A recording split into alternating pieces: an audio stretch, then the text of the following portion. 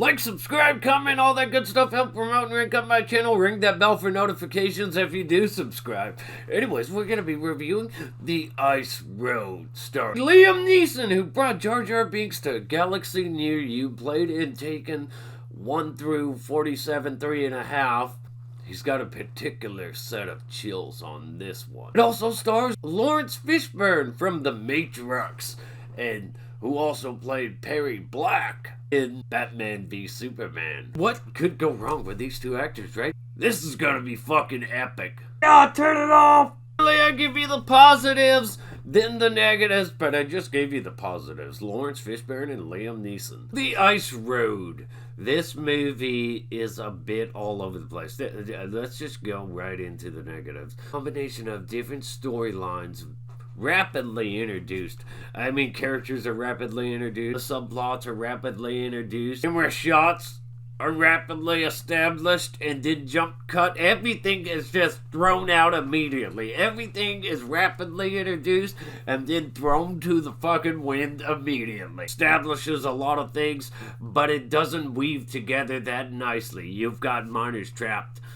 Laurence Fishburne must assemble the Avengers to rescue these miners, to deliver this equipment across these very fragile ice roads. It's a dangerous trip. It's too heavy to be flown in, and they have to deliver it on trucks with roads that could collapse underneath their weight. Like I said, they quickly established a lot of things. For some reason, there's a young hardcore girl in here that Laurence Fishburne chooses to take on this mission that should be for seasoned veterans of this type gig.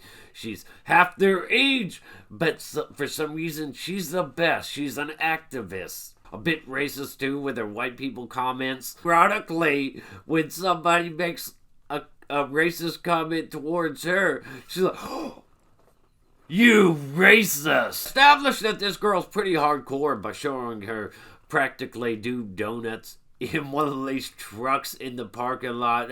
It's the only reason I could think that they would show this scene of her spinning around. Okay, we get that she's qualified, that she's skilled. That scene was completely unnecessary. Thank you for hitting me over the head with it. Liam Neeson with his brother that's a mechanic that's got a mental disadvantage. He's been a long-time truck driver. I bet they've been getting fired from jobs because his brother's... Early in the movie, it shows you stuff that doesn't pay off anywhere near the end. Him taking his brother to this clinic and... those scenes are just completely unnecessary. Once you finish the movie, you're like, why did they bother doing that? In fact, there's a lot of things. Why did they bother doing this? Why did they bother doing that? The Avengers are assembled, and they've got an insurance guy tagging along with them. Now, I thought this was going to be an absolute great movie. It's going to be like a thriller going across ice roads and all that. I didn't see the trailer. I thought, yes, this is going to be something uniquely different. Fortunately, it's full of generic dialogue and generic plot twists that they didn't even earn, that they didn't even properly build up tension on. I was like, oh, okay, this has happened.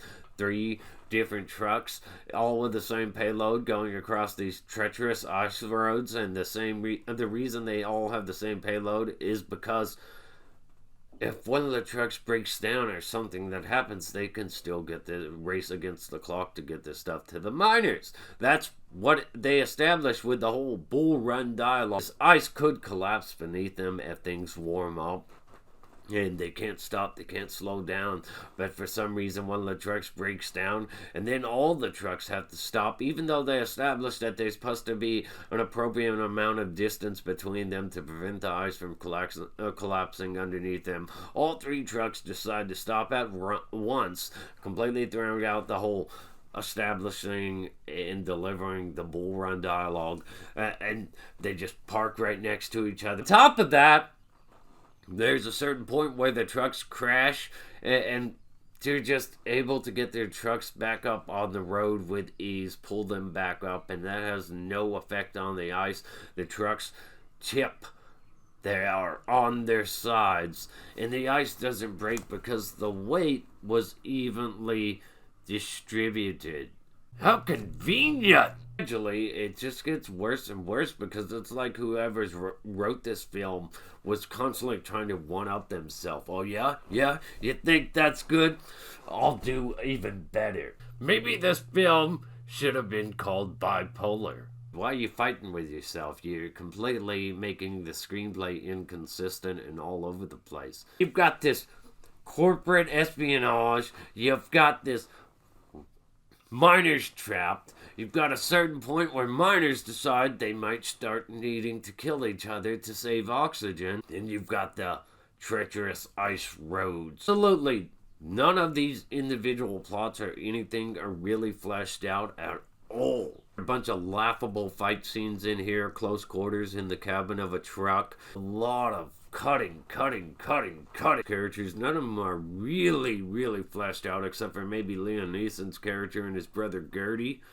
You can't really feel anything for these miners because you don't know them at all. Give you anything real personal, some kind of thing to latch on to. Point going over a bridge where, like, I've done this a million times, let me handle it. And then the way they handle it, you do get across said bridge, you stop to admire the view, the truck starts slipping back, and that turns into another baffling scene that's just bad.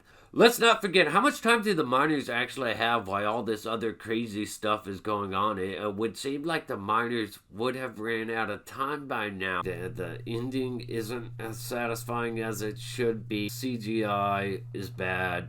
The fight scenes are bad. Directing, it's really bad. It was watered down with some generic cliches, corporate espionage, and crap that doesn't need to be in there when what you have, Liam Neeson and these guys fighting the treacherous ice roads, all that stuff sounds way better. This movie, a 4 out of 10. It's just a bit sloppy and all over the place.